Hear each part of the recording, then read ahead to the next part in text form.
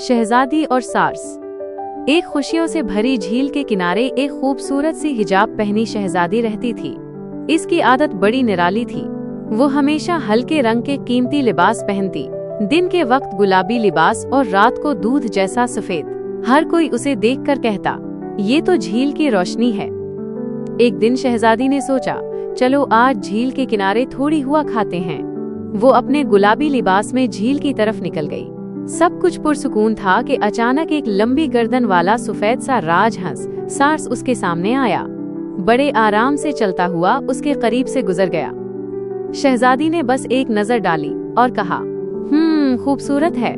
उस दिन वो झील से वापस घर लौटी, मगर कुछ वक्त के बाद वो फिर झील की जानिब रवाना हो गई और रात गए झील के पास ही रही। रात ढलने लगी, चांदनी झील पर उतर आई और शहजादी अपने सफेद लिबास में लूटने लगी। पानी पर चांद का अक्स ऐसा लग रहा था जैसे झील ने मोतियों का हार पहना हो। वो जा रही थी कि अचानक पीछे से हवा के झोंके के साथ वही सार्स पर मार कर आया और आहिस्ता से बोला, रुकिए शहजादी। शहजादी हैरान रह गई। दिल में सोचा, ये बोल भी सकता है। वो जरा हिचकिचाते हुए रुक गई और पीछे मुड़ी।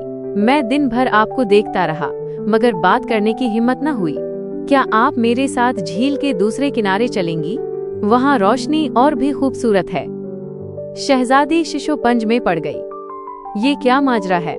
दिल में एक हल्की सी मुस्कुराहट आई। चलो देखते हैं क्या होता है।